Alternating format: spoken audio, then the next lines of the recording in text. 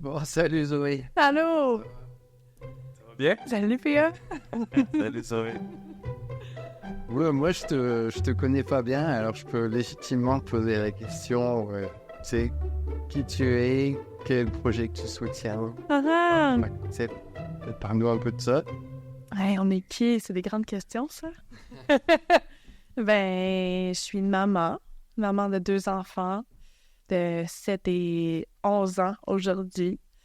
Je suis une passionnée d'un million de trucs, dont l'agriculture, dont la transmission de savoir. J'ai fait mon cours, c'est moi puis Pia, on se connaît là, quand même bien, ouais. Ça va faire presque 10 ans. Quand même. Ouais. J'ai commencé mon cours en agriculture. Puis pendant ce temps-là, j'ai eu mon deuxième enfant. Avec moi, je suis restée 4 ans et demi là, à l'INAB. J'ai connu plein de cohortes. J'ai vu comment ça allait évoluer de l'ancien INAB au nouveau bâtiment. J'ai fait la transition lors de pas le stage, mais la ferme-école d'été. Puis avec PA, nos enfants, mais ma plus vieille et son plus jeune, ils ont 1 an de différence, puis ils étaient à l'école au Vive. Et c'est ça, on a commencé ensemble à démarrer un projet de parascolaire avec une gang de jeunes, tout l'heure du dîner, pendant une couple de semaines. Je me promenais avec les semis de l'école à l'INAB, de l'INAB à l'école. On jonglait là-dessus. Puis on a appris à renforcer nos liens comme ça. Ouais. J'ai été ton prof. Oui, t'as été mon prof, c'est vrai. C'est là qu'on est devenus des potes. Ouais.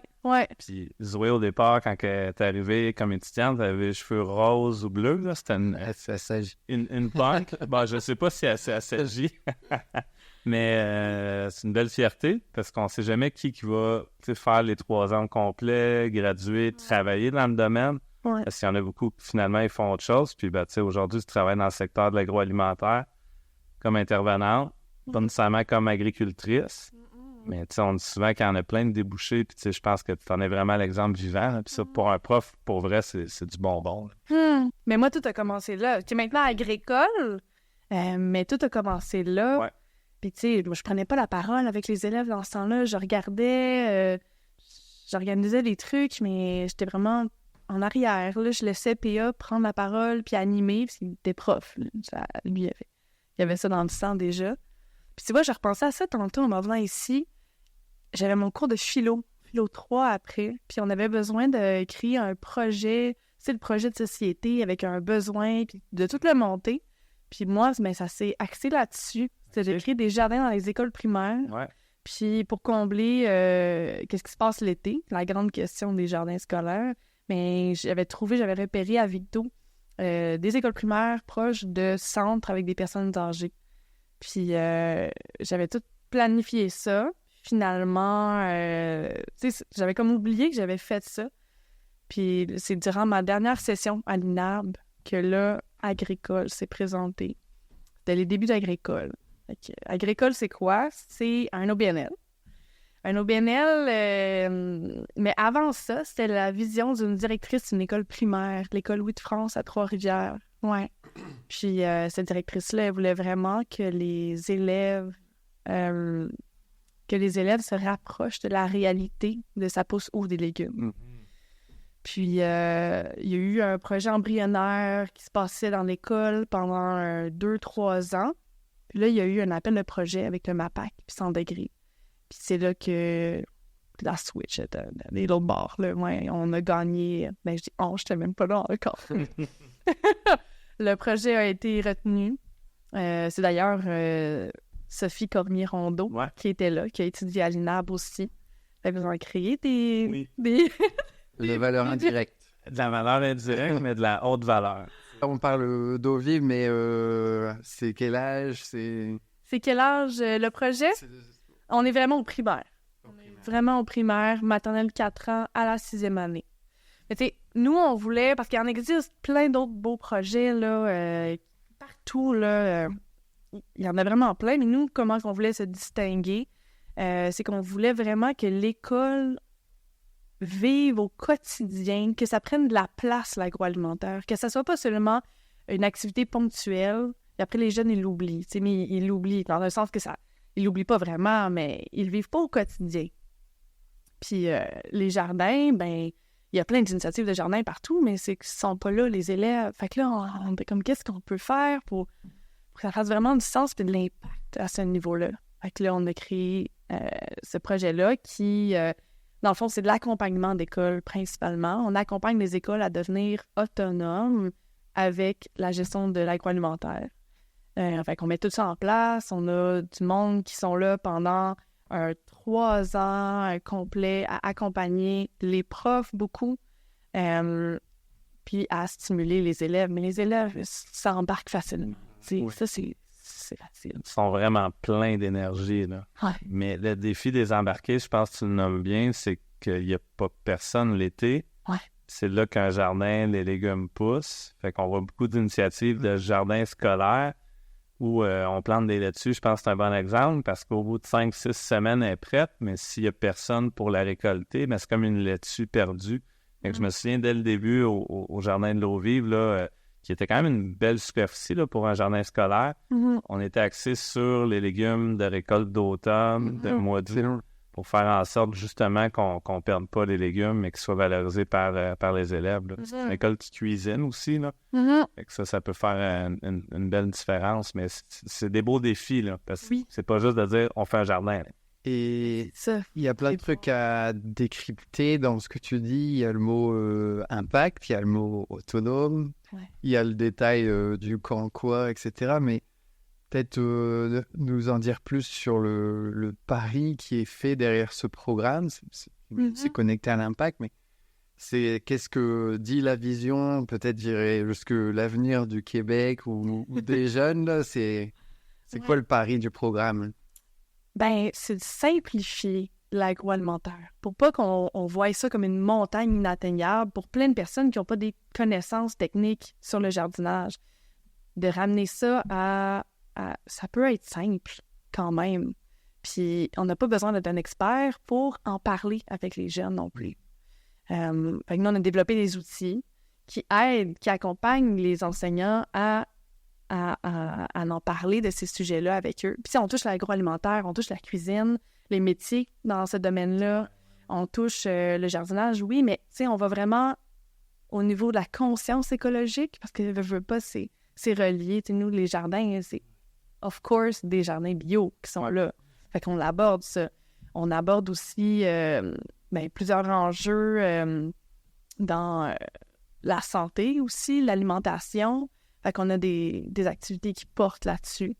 On veut donner le pouvoir aux enfants aussi pour qu'eux, ils sentent qu'ils sont capables d'en faire. Exactement.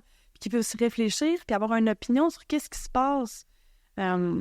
Parce que c'est pas évident, parce qu'il y a beaucoup... On est en région rurale aussi, fait qu'il y a des enfants de producteurs conventionnels.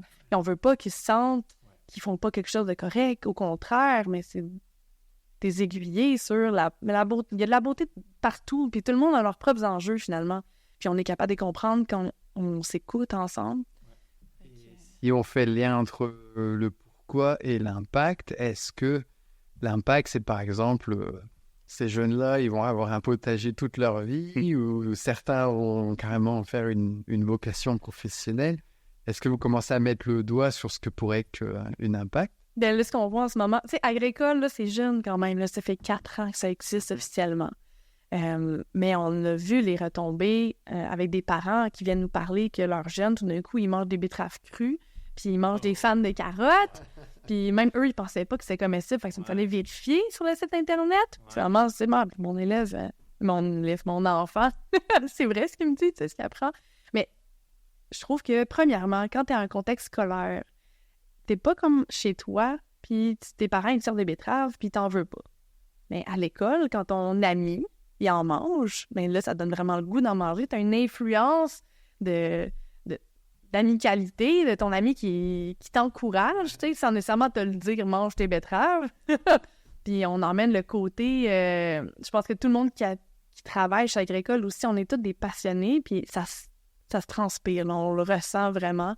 Puis on est comme la personne cool qui vient animer des activités spéciales à l'école. Fait qu'il y a un petit hype là, qui se passe, là. Même l'euphorie, des fois, dans les écoles, avec les enfants, quand ils nous voient à la cour d'école, là, c'est vraiment trippant. Moi, je prends la balle au bon, mais la semaine passée, je recevais la classe à mon garçon qui est maintenant en 6e année, mais dans une autre école, puis ils se sont mis à manger des tomates comme si c'était des pommes, là. Ouais. C'est ce qui est une chose impensable dans un autre contexte, mais là, on était dans une serre, ils sont 26, chapeau les profs en passant, 26 élèves dans une classe, c'est quelque chose. Avec l'énergie, tu sais, fait que ça, là, tu sais, OK, il mange. J'ai jamais vu mon fils manger une tomate comme une pomme, mais là, il le faisait. Ouais. Mais je me souviens qu'il revenait des fois des cours qu'il y avait avec toi, puis là, avec Madame Zoé, oui. on a senti ça, on a goûté ça, on a fait des tests de goût à l'aveugle ou l'odorat à l'aveugle, je pense, des fois aussi. Ouais. Puis pour lui, c'est un beau moment dans sa journée, dans un cours différent. Puis là, tu as parlé d'outils, mais vous avez quand même bâti beaucoup d'outils pour aider les profs, là. C'est pas le prof qui est laissé à lui-même, là. C'est pour ça qu'on dit que c'est un programme qui vise l'autonomie de l'école.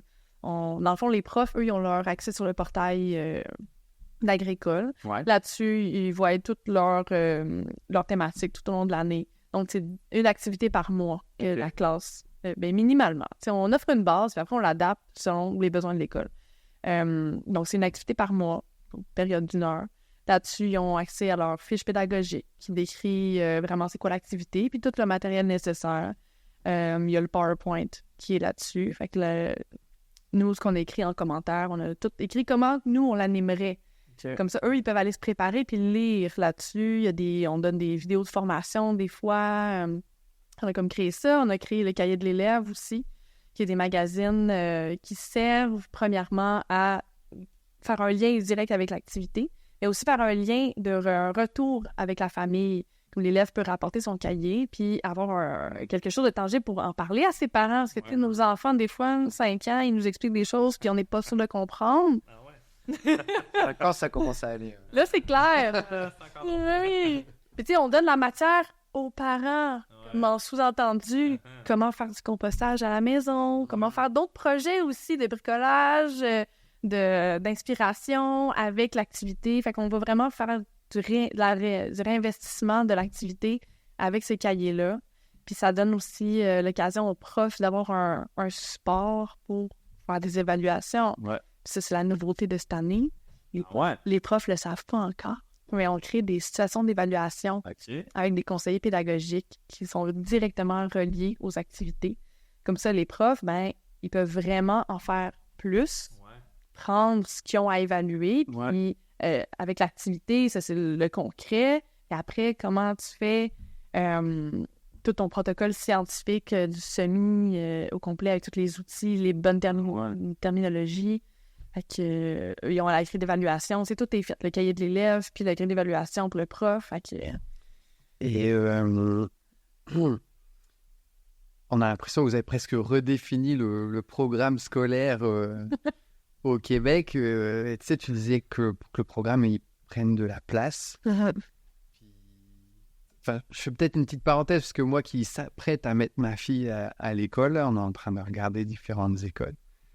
Et des fois, on tombe sur des choses qui se font très bien, mais à l'autre bout du monde, c'est vrai, on va se dire qu'est-ce qu'on aimerait dans une école. C'est vrai que j'ai presque l'impression que si Agricole est engagé dans la future école de notre fille, on serait tenté. Ça, c'est incroyable, parce que ça redonne du sens à des fois des programmes scolaires. En tout cas, dans mon passé, j'ai pas été super enjoué du programme que j'ai vécu. Mais est-ce que vous vous battez contre d'autres matières, par exemple? Parce que pour prendre la place, il faut prendre des heures. Mais tu sais, nous, c'est 1 heure par mois. C'est pas énorme, 1 heure par mois. Donc, c'est de la place différente. Commence comme ça. C'est de la place dans la tête, surtout. C'est parce qu'on veut pas que ça devienne une charge pour les profs. Parce qu'on sait comment que ça se passe en ce moment, là, ça va pas super bien. Il y a beaucoup de surcharge, puis on veut vraiment donner le goût aux enseignants en premier. Je pense qu'elle est là, notre mission. De donner le goût... On se propre et figuré, d'ailleurs. Oui, c'est ça. De donner le goût aux élèves, mais aux profs aussi, d'appliquer des apprentissages, mais d'une autre façon, pour que tu vois du sens à ce que tu fais directement. Puis les profs aussi, on en parlait tout le temps depuis des années. L'agriculture a tellement... On peut tellement parler de tout avec ce sujet-là. Tu sais, on en parle, nous, en l'histoire et l'origine des aliments, la géo. Mais oui, on fait même la philo avec les élèves en 6e année. Tu peux faire des mathématiques avec ça, tu sais, de la géométrie. Tu sais, c'est des calculs, c'est des rectangles, densité. Tu peux faire, à la limite, même de la grammaire ou du français. Les mots étudiés, faire une dictée, ça pourrait être... On a les listes de vocabulaire qu'on redonne à étudier avant les activités pour se préparer. Exact. C'est vrai que simplifier, c'est un mot incroyable parce que quand on regarde, je pense, je n'ai pas le pourcentage de familles au Québec qui font un potager. Mais ce que j'ai l'impression, c'est que quand on n'a pas les gestes techniques, moi qui viens de la ville, c'est après 35 ans que je commence ma découverte de gestes simples. Et je me dis, c'est si bête de ne pas savoir que les pommes de terre, en l'occurrence, ça peut être très simple. Ça mange beaucoup de nutriments, mais une fois que tu as ce geste-là, que tu apprends maintenant grâce dans ton programme... Hein? Tant que tu n'as pas de demi-fort dans tes pommes de terre, ça devrait être... Mais tu peux en effet commencer à cultiver chez toi sans penser que c'est pour les retraités, ceux qui ont le temps, connaissances ou autre. Ça, c'est ultra puissant comme oui, puis on veut pas mettre de la pression aux profs non plus. Fait que nous, notre visée, c'est pas de la production. On veut pas que l'école soit suffisante. Là. On veut que ça soit pédagogique. Fait que quand les jardins vont pas bien, comme l'été passé, quand ils mouillent bien trop, puis ça vient pas à maturité, hey, let's go, on va parler de pourquoi c'est pas venu à maturité. Quand il y a trop de pluie, il y a pas assez de soleil, puis toutes les interactions qu'ils ont appris, mais on les remet, on réalise qu'est-ce qui s'est passé. Fait que toute occasion est riche pour nous, pour les élèves, puis d'en apprendre plus, finalement. Oui, puis si tu veux sortir de ce cadre-là, c'est une belle occasion de dire c'est ce que les agriculteurs, les agricultrices vivent à grande échelle. Parler du prix de l'alimentation ici en épicerie, de les conscientiser au sens large, c'est que c'est quand même... la portée est grande. Si j'écoutais ce que tu disais, là, je vais me faire l'avocat du diable un peu, mais est-ce que ça arrive qu'un élève revienne de chez lui et que ses parents ils ont dit c'est du gros n'importe quoi, on compostera pas, tu sais, adapte là, le pourcentage ou le ratio d'élèves comme super satisfaits versus ceux qui en ont rien à battre. As-tu une idée ou c'est jamais arrivé encore? C'est jamais arrivé. J'ai jamais eu de vent de ça. Okay. C'est sûr que nous, on n'est pas les profs des élèves non plus. Non. On les voit pas autant. Ouais. Mais en tant que parent, tu es souvent porté... Mais je trouve que c'est plus facile d'entendre une nouvelle idée quand ça vient de ton enfant. Okay. Je trouve que c'est quelque chose qui vient te chercher beaucoup plus qu'un voisin tel, des fois que... Ou un dude sur Facebook par rapport. Mais ton c'est clair. Mais ton enfant arrive, puis il est motivé, puis il veut vivre de quoi? Il veut vivre le compostage. Il tripe. Va dans ta chambre. C'est pas je te péter ta bulle. Tu gardes une certaine réserve pour la plupart du temps. Fait que nous, on passe par les enfants pour essayer de chercher un éveil dans les familles. C'est eux les influenceurs. C'est eux les influenceurs. C'est quand même hot. On est dans la vraie vie. Oui, tout à fait. Moi, je me souviens quand j'ai lu la première fois Acheter ses beautés de Laure Waridé, je suis ressorti de là en me disant, en fait, s'impliquer pour la cause écologique, comme elle le dit si bien, ça commence par s'impliquer politiquement. Et puis ce matin, en préparant cette rencontre, j'ai eu un deuxième éveil. Je me suis dit, c'est s'impliquer envers les jeunes, inspirer, parce que c'est des effets de levier, je ne vais pas dire 10 fois plus forts que gérer sa propre autonomie alimentaire. Mais je me souviens du débat que vous aviez dans votre balado Une chance qu'on s'aime sur est-ce que faire un potager à la maison, c'est écologique. Mais en l'occurrence, réapproprier ces concepts-là avec les jeunes, ça, c'est d'une grande puissance. Tu sais, c'est les consommateurs de demain.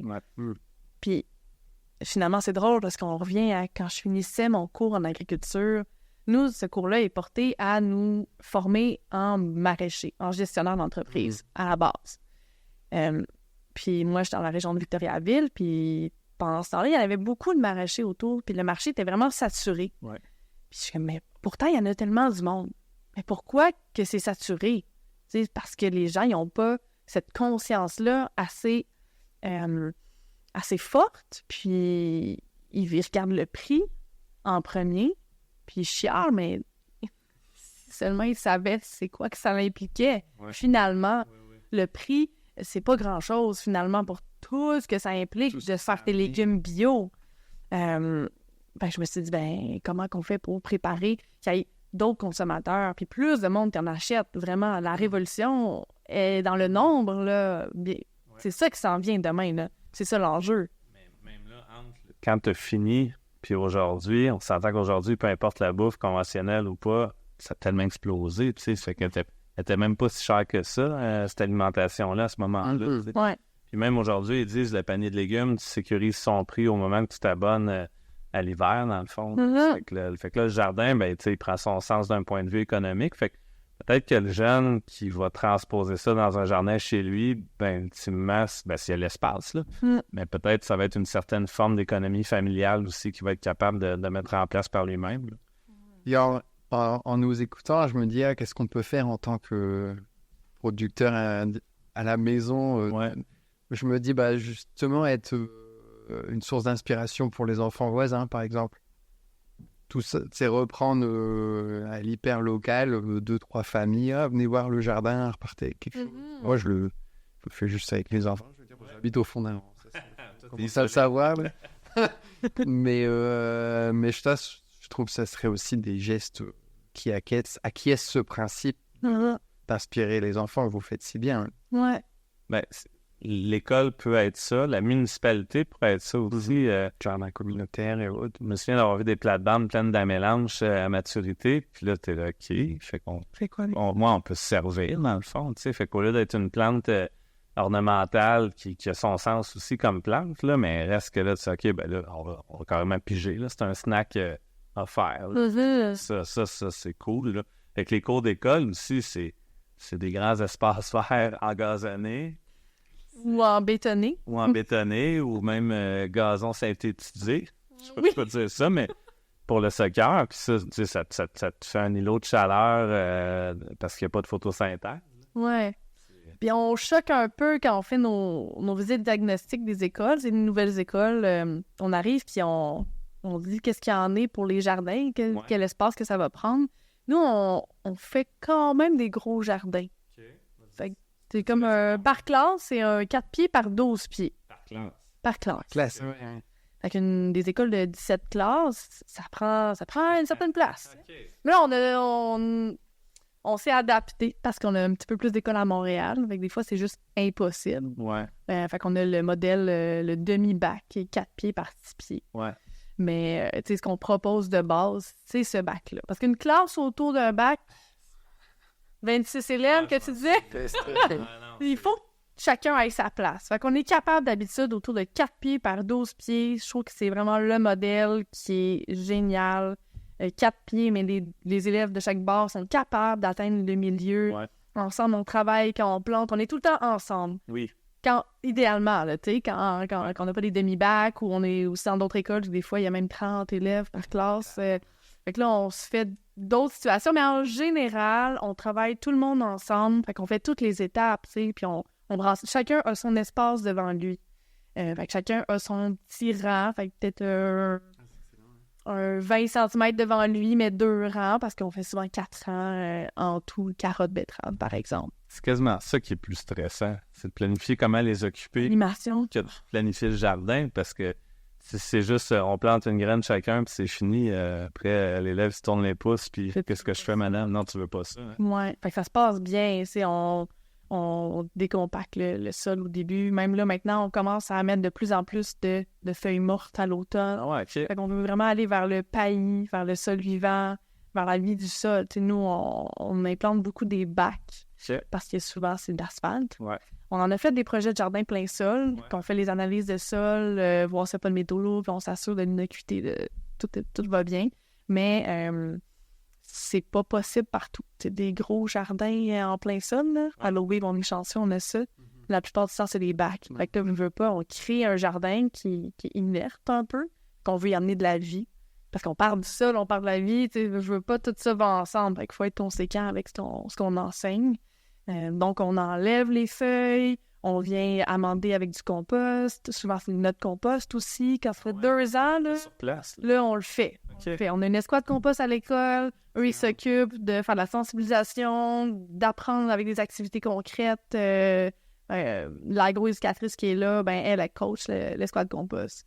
Puis les élèves, ils voient toute la décomposition, ils observent la vie du sol, ils comprennent pourquoi il y a de la chaleur, même quand c'est l'hiver. T'sais, on fait des tests en 5e année, on a l'activité où on voit toutes les mesures qui existent partout autour de nous, les pouces, le système métrique impérial, puis tout ça. Puis la température, peut-être que ton gars l'avait vécu, celle-là. On regarde la température du sol en avril dans le jardin, puis la température du compost.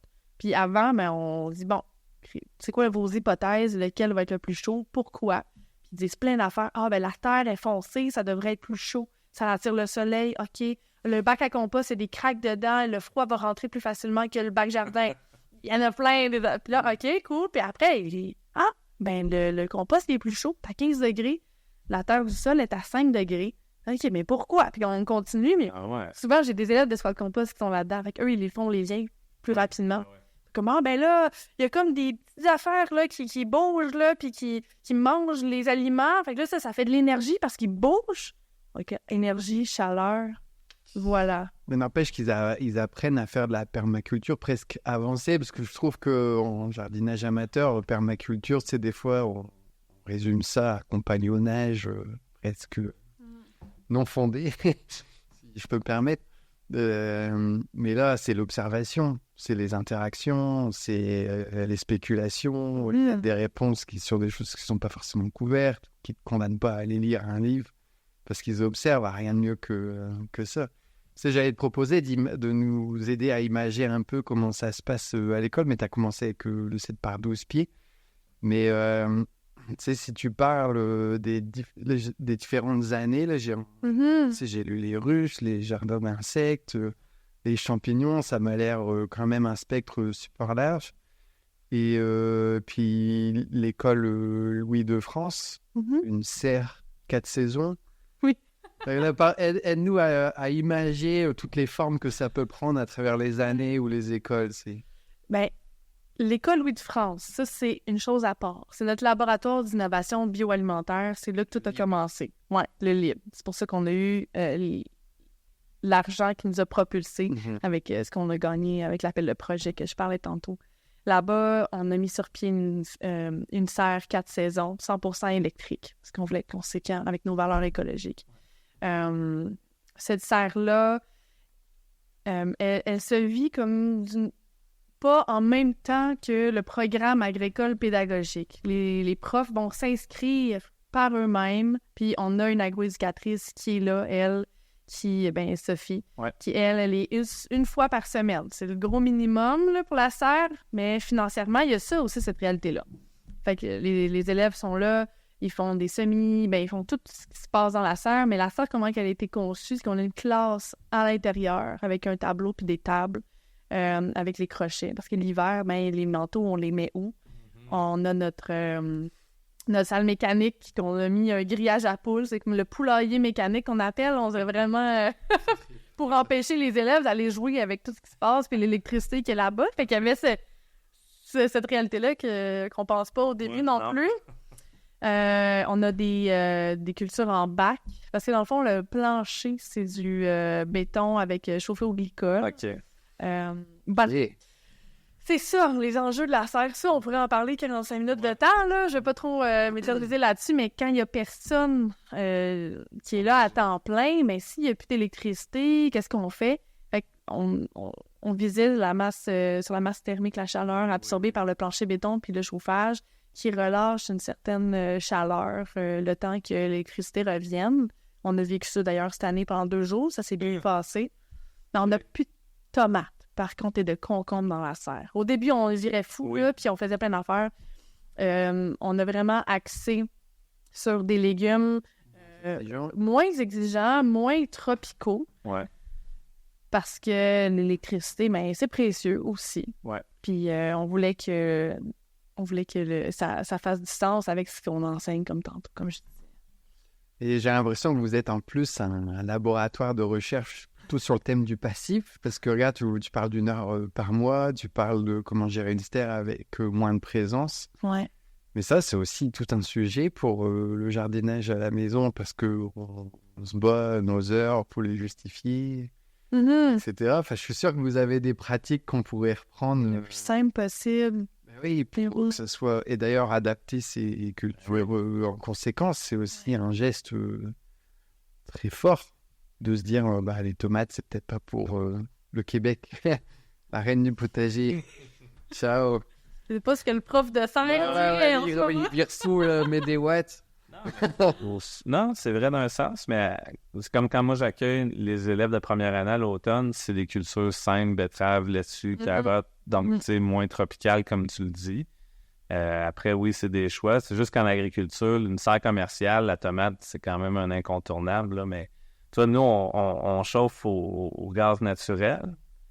Mais il y a une usine de biométhanisation juste à côté qui, elle, utilise les bouts d'épuration de Victoriaville, des égouts de Victoriaville. Fait qu'il y a un peu de tous les Victoriavillois dans notre serre, indirectement, qui aident à chauffer. Là, je l'ai dit de façon très polie. C'est ça. Mais pour en revenir à l'école de France, parce que là, la serre, elle, est fournie le bar à salade. Qui est dans le service de garde, un bâtiment vraiment proche. Là, on a une cuisine MAPAC.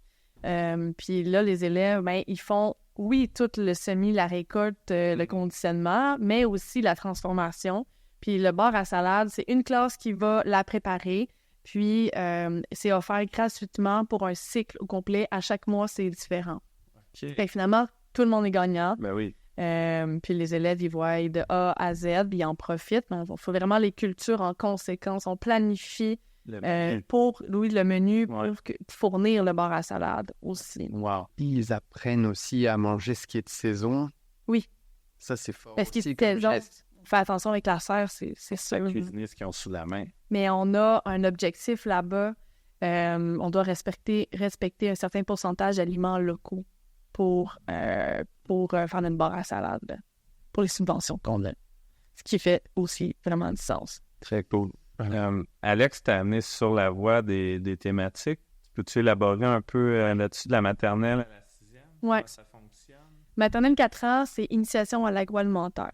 On est vraiment dans la découverte de laver nos fruits, laver nos mains, manger doucement, une petite salade de fruits, des règles de sécurité, les repousses de légumes dans l'eau, des choses qui nous émerveillent aussi, vraiment. Beaucoup de ludiques, faire des petits abris pour les insectes. Puis, on construit des petits abris dehors avec une machine, tous les abris. Mais là, t'es dans le bricolage, mais fonctionnel. Oui. Ça, c'est cool. Fait que ça, c'est 4 ans. Ouais. Les 5 ans, c'est les animaux de la ferme. Ouais. Là, on voit avec eux les régimes alimentaires des animaux. On voit les oiseaux aussi. On leur fabrique des petites collations. On va porter en mois de novembre dehors pour eux pour l'hiver.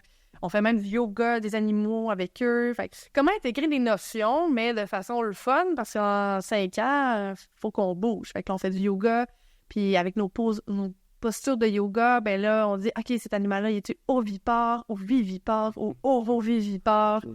Puis on s'amuse avec ça, voir les bébés animaux, ils viennent des œufs, ils viennent du ventre, puis on fait des liens avec les humains. Non, on fait pas ça.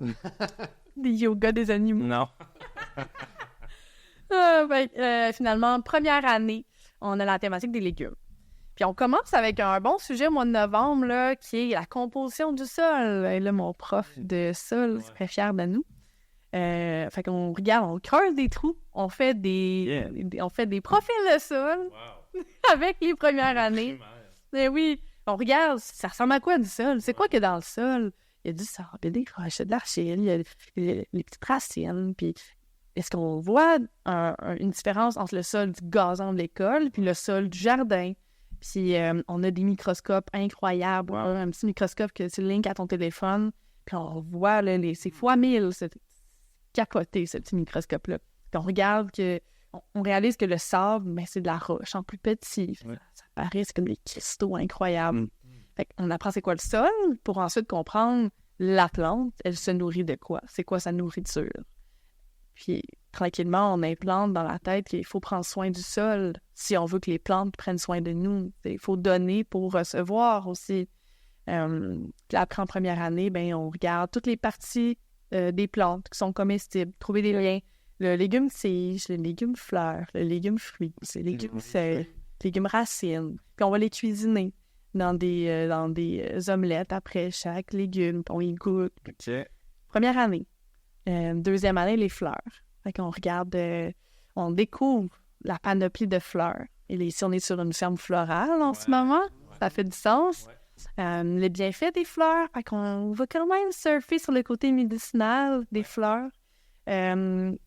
Au jardin, ils cultivent de la gastache, du basilic sacré, de la calendule, de la capucine, avec des fleurs comestibles, des fleurs pour les pollinisateurs. Le métier d'apiculteur, d'apicultrice, de regarder tout ce que les fleurs ont à nous offrir, leur valeur aussi, même dans l'alimentation. OK. Troisième année. Troisième année, là, on s'est penché pour s'adapter avec ce qui se passe dans l'univers social au primaire, qui est la culture autochtone. Oh. Fait que là, on fait le fameux jardin des 3 sœurs, courges, haricots, maïs. Mais là, on est capable d'expliquer vraiment Pas que dans les livres. Oui. De comprendre que le haricot, mais il apporte de l'azote. Parce que les profs, ils peuvent pas vraiment l'expliquer d'habitude, cette partie-là. Le maïs qui fait un support au haricot qui grimpe, ça va. Mais l'azote fixé par les légumineuses, ça, c'est... Dessous de la gerbe, auto-fertile un peu. Et avec eux, on découvre toutes les sortes de courges. Toutes les sortes. Il y en a des centaines de sortes, mais plein de sortes de courges. Puis là, on découvre, dans le cours alimentaire avec les courges, on évoque nos 5 sens. Est-ce que la courge crue, c'est quoi son aspect visuel? Et quand on la mange, c'est quoi le son qu'on entend? C'est croquant. Quand on y touche, c'est quoi la sensation? Puis on y va après, on fait le comparatif avec la courge cuite. Puis après, avec les graines aussi. Fait qu'on la découvre de cette façon-là, qui peut... Quand tu la regardes sous plusieurs aspects, tu vois pas juste « Ah, la courge, moi, j'aime pas le goût. » OK, mais peut-être qu'il y a d'autres choses que tu aimerais de cette courge-là, finalement. Puis on enlève la fixation de « Moi, j'aime pas les courges. » Tu sais, on va explorer de plein de façons. Puis finalement, mais l'odeur, peut-être qu'elle va t'attirer. Puis ça sent le petit melon noir. Puis on réinvestit aussi les courges qu'on récolte dans le jardin, dans cet atelier-là. C'est comme une dissection sensorielle de la courge. Ça. C'est quand même intéressant. Puis le cours qu'on a, le programme qu'on a bâti, il est appuyé sur le BFEQ aussi, sur ce que les enseignants ont à voir avec leurs élèves. Dans leur programme. Puis les 5 sens, c'est dans le programme en 3e. OK. Fait qu'on fait... Ça fait du sens. Nous faire des liens avec du concret, comme on disait. Tellement bien pensé. Ouais. T'es rendu 4. On est rendu 4. Le grand, le deuxième cycle. 4. Les aromates. OK. Les épices, les aromates boréales, mais aussi eux d'ailleurs. On les explore de plein de façons, jusqu'à faire des pains d'épices aussi, puis de ramener l'histoire aussi du pain d'épices. OK. On aborde que les marchands d'épices, autrefois, c'était beaucoup l'apothicaire, finalement, c'est des servoristes qui soignaient les gens aussi beaucoup et qui rendaient la conservation des aliments accessible à tout le monde, parce que les épices, il y a beaucoup une de leurs propriétés premières, c'est d'aider à la conservation. Fait que le pain d'épices, il se conservait vraiment facilement. Il y a plein d'épices dedans. Fait que de regarder l'histoire de où viennent les choses, c'est l'épicier. Ça vient de ça, du marchand d'épices, l'épicerie. Fait que de comprendre notre monde avec cette profondeur-là. 5e. Les céréales. On cultive du blé et de l'avoine. On va même faire du vannage, donc le tri du petit grain et de son épi.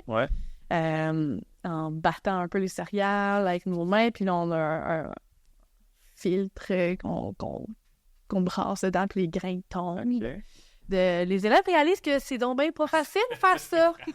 C'est de l'ouvrage. Puis ils ont de l'énergie en 5e.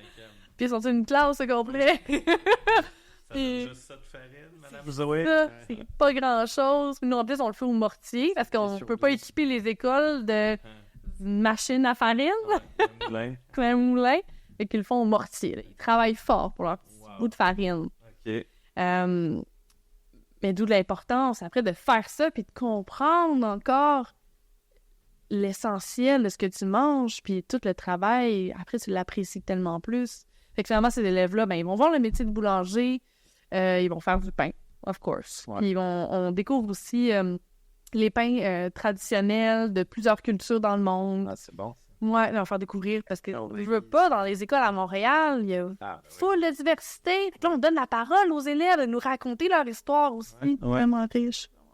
C'est clair. Qui reste plus que... Sixième année, les aliments d'ailleurs. Fait que là, on va vraiment se poser, ouvrir notre regard sur qu'est-ce qui se passe partout. On cultive du radis daikon, du pak choy au jardin. OK. Puis, on va faire des rouleaux de printemps. Des rouleaux de printemps, mais avec des légumes. Des rouleaux de printemps avec des légumes d'ici. Fait que radis daikon, ça pousse ici. Carottes, ça pousse ici. Les poivrons aussi. La coriandre. Et on se positionne aussi dans un atelier sur la différence entre l'origine de l'aliment puis sa provenance. Fait que où qui a été découvert, où qui peut être cultivé. Puis on aborde beaucoup là, l'enjeu de la localité des aliments qu'on mange. Ouais. La tomate du Mexique, c'est toujours bon de se le rappeler quand on a du mal à cultiver ça localement. Ah. Tomate, ça vient du Mexique. Ouais, exact. Puis on parle des GES, on parle beaucoup d'environnement avec eux. À cet âge-là, ils veulent avoir un impact. Là. Ils veulent aider, puis ils savent pas comment. Fait qu'on plante des arbres avec eux. On parle des GES, on ramasse les déchets, puis on se questionne sur c'est quoi les déchets qu'on trouve, comment ils se recyclent, ils viennent d'où, ils sont fabriqués comment. Puis on a toujours, je finis toujours dans cet atelier-là avec les batteries, le lithium, les téléphones cellulaires. Ouais. Ça, une fois que tu l'as, après, ça se recycle pas, là. C'est fini, là. Ça se compose pas pantoute. Fait que les autos électriques, puis on leur pitch un peu, c'est quoi tu penses? Les enjeux de société réels. Vraiment. Wow. Ils ont des beaux débats après. C'est ça qui est parent. Oui, c'est ça. T'as employé un terme, je trouve super inspirant, là, agro-éducatrice. Oui. En gros, je serais curieux, là, l'équipe, vous êtes rendu à combien d'écoles? Puis si quelqu'un aimerait ça, avoir une agro-éducatrice dans son école, ça marche comment, tout ça? Mm-hmm. C'est beaucoup de questions. On est rendu, mais c'est peu que tu me le dises, là, on est rendu à 16, bientôt 19, si on emploie nos nouvelles agro-éducatrices. Agroéducateurs au mois d'août. Là, on signe nos nouvelles écoles pour septembre, parce qu'on augmente de 9 écoles à chaque année. Puis une nouvelle région à chaque année aussi. Là, on est dans 6 régions administratives, 36 écoles. On a Julia à la direction, une adjointe admin, quelqu'un en communication, philanthropie, une nouveauté du mois dernier qui va nous aider. Mais sinon, on est 2 coordos, puis une multitude d'agro-éducateurs, éducatrices. Une partie de excuse-moi, vas-y. Une partie de la vision, c'est, comme on va sur la fin, une partie de la vision, c'est plus d'écoles, plus de jeunes inspirés, ça c'est... On a un objectif de 100 à atteindre. Ah ouais? Ouais. Quand même. Puis tu as évoqué philanthropie, là, tu sais, parce qu'Alexandre, il écoute le programme, puis il aimerait ça le faire, mais visiblement, il est trop vieux pour retourner. Ah, j'avais trop envie de retourner à l'école. Mais on va pouvoir faire des dons ou soutenir, comment qu'on peut soutenir? Oui, on est en processus pour donner une fondation pour avoir des dons. Okay. Parce que nous, dans le fond, ce qui est merveilleux pour les écoles, là, c'est que ça leur coûte rien. C'est ça. Nous, on veut vraiment... Les écoles, ils n'en ont pas de budget. Ça leur coûte rien. En parenthèse, là, ils payent les aliments, le terreau, puis le compost. Mais ça, c'est vraiment minime. Nous, on apporte le jardin, la cuisine, on installe tout. Puis toutes les ressources humaines, ils n'ont rien à payer de ça. Wow. 3 ans. Ouais. C'est ça. Nous, on a des subventions, c'est un organisme bio lucratif. Ouais. Fait que c'est pratique pour ça. Fait qu'on veut vraiment donner le plus possible. Fait qu'on va aller chercher des partenaires pour réduire les coûts aussi, donc réduire ce que ça coûte. Pour les écoles, pour tout le monde. En tout cas, on sent que malgré la jeunesse de l'organisme, c'est incroyablement bien pensé, que ce soit les choses très concrètes, que les valeurs qui sont derrière, c'est exceptionnel. Est-ce qu'il y a quelque chose que tu as déjà imaginé pour dans 10 ans ou ta fille, le genre de projet sur lequel elle pourrait travailler à la prochaine génération, où tu te dis, le futur, ça serait ça? Avec l'école, ça? Non, peut-être juste, ça serait quoi encore mieux, Encore mieux. Le coup d'après. C'est une bonne question. Mais secondaire, là, on est juste au primaire. Secondaire, c'est quelque chose qui est sur la table en ce moment. Un congrès aussi pour rallier tout le monde qui est intéressé à se former. Ceux qui peuvent pas... Parce que nous, dans le fond, à Agricole, on accompagne les écoles qui sont déjà convaincus que c'est une bonne chose. On n'est pas là pour convaincre puis pour se battre avec le monde. Les écoles doivent postuler. La candidature, c'est tout le temps décembre, janvier. Puis on peut juste accepter 9 écoles, mais on a des demandes en haut de centaines. Là. Ah ouais, OK. Ouais. On n'a pas le choix. Sinon, accompagner 100 écoles de plus à chaque année... La marche est haute. Ça fait juste 4 ans qu'on existe. Ouais. Il faut le temps aussi d'avoir des bases solides. Mais secondaire, c'est une demande et ça fait tellement de sens quand tu as 15 ans puis tu te demandes c'est quoi le sens du monde dans lequel je vis? Ben, d'avoir quelque chose de concret comme ça. Fait que ça, c'est quelque chose qui est sur la table en ce moment. On a aussi un projet embryonnaire. Là. On travaille avec une nouvelle collaboration du CISA en train de ficeler pour les communautés autochtones. OK. Fait que ce serait d'adapter notre programme, on le souhaite. Si ça passe, si les subventions, ça marche, parce que c'est tout le temps avec ça. C'est un enjeu. Le CISA, c'est le Centre d'innovation sociale en agriculture du Cégep de Victo. Ouais. Ça fait du sens. Je pense que ça serait un heureux mariage entre les deux pour vrai. Là. Ce qui est intéressant avec eux, c'est qu'eux, ils travaillent déjà avec les communautés. Donc, on n'est pas à créer quelque chose pour eux autres. C'est qu'on collabore avec les communautés pour adapter pour leurs besoins. Mais vous avez aussi l'expertise. Ouais. Ça, c'est cool. Là. Ouais. Parce que moi, j'en reçois des fois des appels d'école. Là, je comprends qu'ils vont tomber sur une liste d'attente, là, mais je suis comme content qu'Agricole existe. Là, je peux leur dire, m'écrivez à Zoé. Oui, c'est ça.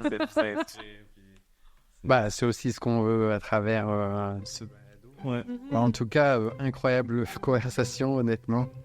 Merci 1000 fois d'être venu. Est-ce que... chose à ajouter Moi, je suis trop content de voir ma chum. Très cool. Salut, merci. Merci, Zoé.